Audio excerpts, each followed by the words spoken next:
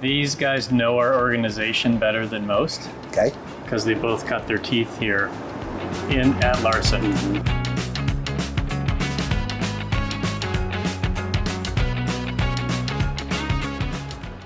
And when was that, guys? You go first. Well, so about a little less than 20 years ago, I worked in the warehouse here, pulling boxes, pulling furnaces. So cool. I have to admit, I did knock over a stack of air conditioners at one point on a forklift. So I did. That was you. That was you. That was you. My father was actually in the industry. He was a manufacturer's rep, working with G.A. Larson, selling, amazing, pushing the Mitsubishi product and some other products. And I can recall, I would call myself a young kid, early 20s, looking to see which boxes were going where, and I'd report to my dad at the end of the day. I'm like, Mitsu going to Wausau. You know? So yeah, I spent maybe 2 years doing that when I was going to college. Okay. So that's really how I personally got exposed to HVAC. My degree's in psychology.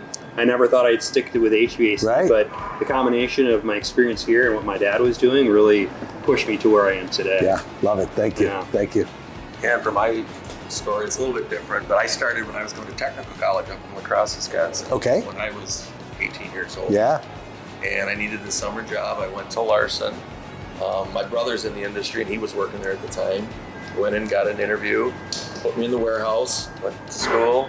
All of a sudden I moved up on the counter, graduated from school, became the branch manager.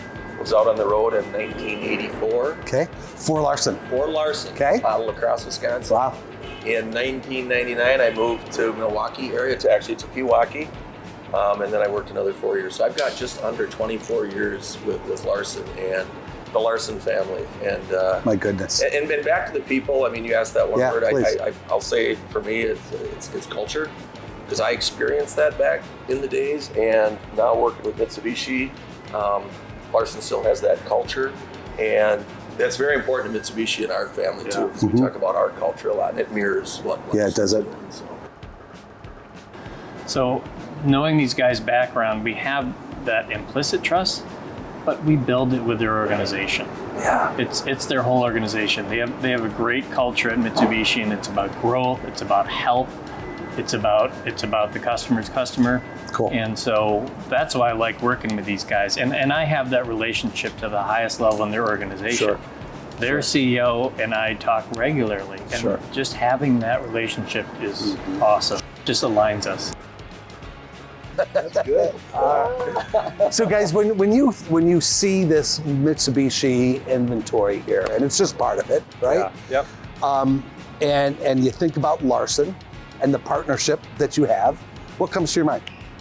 Yeah. They have invested in our inventory like no other. Yeah. I mean, they're taking risks by ordering out 12 months because of lead time. So that makes me really happy. But when I also see this product sitting here, I know it's not going to be here very long. Yeah. So It's incredible. So I get goosebumps when I see all this stack like this. So yeah, it's cool. I love it.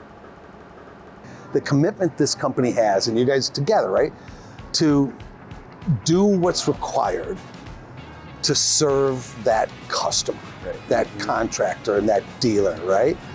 And to help them drive their business success, their profitability, create jobs, and then ultimately to create the environments that we in society need to live. It's incredible. I mean, and again, like as Andy said, it's a huge investment for what they've done, and they're continuing to invest. Yeah. So Larson's awesome. Yeah, no doubt about it. No doubt. So last, invest you mentioned and risk you mentioned. Put those two words together, and Larson in that mix of a company that's willing to strategically take risks and invest in the future, invest in their customers. Quite frankly, invest in Mitsubishi because that right on. Is that? Yeah. And again, it just goes back to that relationship. They trust us, we trust them. Yeah. There is some high risk, but with that trust, it doesn't feel, and we go down the same path together. We do what's right for the customer. Yeah, they know we're not going to let them hang out to dry, if things slow down, but we don't anticipate that. And they understand what it takes to grow the market. And these are abnormal times, and they're doing some abnormal things with all the inventory they're bringing in. So we appreciate it. That's super cool. Guys, thanks again. Thank you. Appreciate it.